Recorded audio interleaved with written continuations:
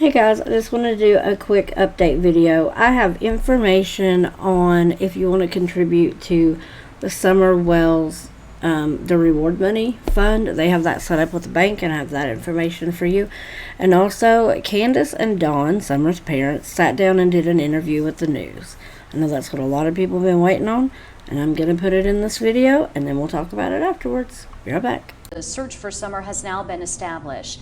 The way it's set up here is that anyone can donate to the reward fund by going to any Civis Bank branch and request to place money in the Churchill Rescue Squad Summer Wells reward account. The money will stay there for 6 months, and should the child not be found, the money will be donated to the Children's Advocacy Center. The TBI currently is looking for a 1998 to maybe 2000 maroon or red Toyota Tacoma pickup truck. TBI said that the truck could have a full bed ladder rack and possibly white buckets in the truck bed. Now, why are they looking for this truck? TBI said the driver may have been in the area of Beach Creek Road and Ben Hill Road late in the afternoon, early evening, Monday, June 14th or Tuesday, June 15th, around the time that Summer's believed to have gone missing. And TBI said that person who was driving that truck could potentially be a witness. At this point, TBI said they're not considered a suspect. Meanwhile, search efforts are scaling back. We found out yesterday about 120 agencies from 6 states have assisted in trying to help find Summer. I want to talk about the area. I mean, I know we've shown a few pictures, and if you're not from here or ever been here, you might think, oh, it's the mountains. You know, these are searchers. They're used to the mountains. I'm going to show you what my little part of the world looks like. This, my friends, is kudzu. Okay, this stuff is ridiculous. I mean, ridiculous. It was not originally from America. Apparently, they brought it up here for some unknown reason, and it has taken over. So whenever you see the helicopter views, you guys are seeing a lot of green, and I know that makes sense. I was like, oh wow, the trees are covering everything. And then maybe in your mind you think, oh, it's like a forest. Maybe there's something on the ground. What you don't get is when you're looking into the forest in most of East Tennessee, you aren't seeing the middle part. You're not seeing a bunch of tree trunks. A lot of times you can't even see through it to a tree trunk. It is completely covering the ground, completely connecting the ground to the trees, to the very, very top of the trees. And it's like an ivy, like it's just taking over. If you're not from here, it's not what you would expect. It was nothing like this when I went to Oregon. I thought I knew what a lot of trees look like. I was dead wrong when I moved to Oregon. This is a whole nother ball game. When you look at this, they're not doing grid patterns through this, like holding hands and looking down. You could absolutely miss a little girl the size of, you know, what the sheriff said, this little girl is the size of a folded up laptop. I mean, she's tiny. You could literally walk by her and not see her.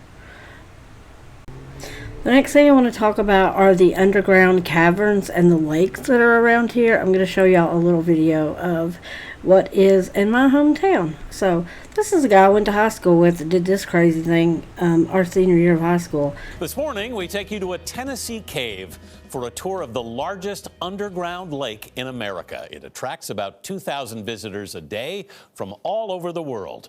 Chip Reed went 140 feet below ground to see it. Good morning, and get ready for an adventure. What you do is walk down this yellow tunnel, then you take a long circuitous path through a beautiful underground cavern, and you arrive directly underneath me at the largest underground lake in the Northern Hemisphere. And yes, they call it the Lost Sea. Deep in the foothills of the Smoky Mountains, about 50 miles south of Knoxville, sits an American wonder 140 feet below ground. Inside, a narrow tunnel leads to an intricate cave system drenched in history. Cherokee Indians used it as a shelter in the 1820s. This is actually authentic writing from the Civil War. And during the Civil War, Confederate soldiers used the cave's minerals to make gunpowder. So you remember this from your childhood? Yes, I was actually 6 years old the first time I came down here with my grandmother and my older brother. Tour guide Savannah Dalton is part of that rich history. Her grandmother and great-aunt played down here as children. We're actually making our way towards the lake room. That cave system leads to the main tourist attraction, the lake. The lake was discovered by Ben Sands, a 13-year-old boy who had actually crawled through a tunnel that was the size of a bicycle tire for 40 feet before he dropped down into the lake itself and actually waded out into about knee-deep water. It was, of course, a lot smaller when he came through, but we've blasted it out since. Here it is, everyone. Because of his discovery, the Lost Sea Adventure now sees about 150,000 tourists a year from all over the world. Did you have fun? High fives all around. A boat ferries visitors across the clear water, Bon voyage. where you can dip your fingers in the cold lake Feel that 56-degree water. It is chilly. and watch rainbow trout swim by. How many fish do you have in here? Close to 300, all rainbow trout. So they're down here long enough that they do lose a small portion of both their eyesight and their color. So the lighting, of course, it's not natural sunlight, so they can't really maintain that pigment. The water is at least 70 feet deep and covers 4.5 acres. What are those white streaks over there? This is a formation known as drapery, and it's actually where water is leaching the iron out of the rock, and then it'll hang down and form what we see there. A lot of people also call it cave bacon. Any idea how long a piece of cave bacon like that has been forming? Oh, probably hundreds, if not thousands of years. Wow, that's a long time to wait for bacon. Dalton says she enjoys her job just as much today as when she started more than 7 years ago. What's the best part of what you do? So there's a rich history here, and it's something that you don't get to see every day. So just seeing the awe and the wonder in people's faces when they come in and see this for the first time, it's pretty amazing. So if you find yourself in the general vicinity of eastern Tennessee, you might want to stop by and check out this American wonder. I'm Chip Reed with my illustrious guide, Savannah Dalton, 140 feet below Sweetwater, Tennessee. Anyway, here is the Candace Blight Wells, whoever, interview with Dawn. I waited until 11:30 to upload this because I thought, oh, they're just doing the teaser, they're going to show an actual interview on the 11 o'clock news. Nope, this was it. I don't know if they just cut out a lot of stuff or the other channels will show more of it tomorrow. If there is, I'll update the video or whatever, but I don't know, guys. Here is what Candace said to the TV news station today. Tonight, the mother of Summer Wells speaking on camera for the first time since her daughter was reported missing almost 2 weeks ago. Candace Bly sat down with our sister station, WJHL, in the Tri-Cities tonight. Among other things, she spoke about the night of her daughter's disappearance, walking us through what she said happened the day the 5-year-old went missing. Take a listen. Me and my mother and her were planting flowers, and we went in after we got done washing our hands, and she got a piece of candy from Grandma, and she wanted to go back over and see her brothers, and I said okay, and I walked her all the way over to the porch, and I watched her walk into the kitchen where the boys were watching TV, and I told the boys, I said, watch Summer, I'll be back, and within 2 minutes I came back, and I asked the boys where their sister was, and they said, she went downstairs, Mom, to play with her toys in the playroom. I said, okay. And I yelled downstairs for her a couple times, and I didn't get no answer, which was unusual because usually she always answers me.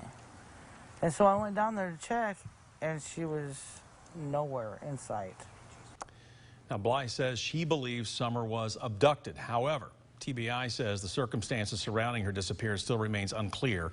More than 560 tips have come in since the 5-year-old Hawkins County girl went missing, but the investigation continues tonight. And if you see Summer or have a tip that can help investigators, please call 1-800-TBI-FIND. So that was the interview, guys. I waited up until 11:30. I'd seen teasers for the interview, so I assumed what they were going to show on the news at 11:30 was going to be an actual interview. That wasn't even 2 minutes long. I don't know if the other channels will run it like tomorrow, like as a longer interview. I have no idea, guys. If a longer version of this gets released, I'll update a video, but that's all we got. Very little questioning. I can't believe they wouldn't set up a news crew for that. That was very, very little. Yeah, I don't know. What do y'all think about it? I think a lot of people, this isn't going to be enough. The people that are dead set on they had something to do with it, I don't think this interview is going to convince anybody that they didn't. I'm not sure if there's anything they can say or do at this point that would convince somebody who's a dead set the parents have something to do with it at this point. And I'm not saying my opinion counts for more than that person's. I'm completely not a behavioralist. I'm an unprofessional in every sense of the word. I'm a little nobody on YouTube, so that's all I got. There's not much to dissect there. I mean, I know people are going to be like, well, what do you think about it? My immediate reaction watching that is, I think she's under the influence of something. And I say that hesitantly because what we're looking at is, by all known facts, the mother of a missing child that's been gone now for 2 weeks. I don't know what it's like to walk a mile in those shoes, and that is not something that I envy. I would hope and would expect her doctor probably gave her some Xanax. I don't think that would be outside the realm of possibility. So I don't, I'm not going to make a comment on, is she drunk? Is she high? What's going on? I have no idea. She could just be like that. I mean, we've got less than 2 minutes of her talking on video here. I have no idea. I don't know. I know law enforcement has more information than we do, and so I have absolutely no complaints about what law enforcement has done so far. I think they have called out way more people than anybody could even have expected them to. The news thing said over 120 agencies. God, this is, I'll say it again, this is the biggest search I've ever seen. If you guys know something this big, you can let me know. This is huge. I don't think they did this for Kaylee Anthony. I wish an investigation like this and a search could happen for those West boys in California, but I don't think they went missing when they were reported missing, so I don't even know that a search this big would have helped over there. But that's my 2 cents on it, guys. It is super late. I'm probably a little rambly. I'm exhausted. I've already done 3 videos today, and since I've worked on those, 3 more have come on my desktop just today. Just today. Kids, today. And an Amber Alert just went off about 45 minutes ago for a 7-month-old baby. And if he's still missing in the morning, I will do a video on him too. So, all of my information, if you guys want to contact me in any way, is down in the description box. My Patreon information is there. My Discord information is there. So, like, comment, subscribe, share the channel around. We're growing really quickly. We're almost to 1,000, and I'm super excited about that. That was my first big goal, and we're almost there. So, until next time, guys, bye.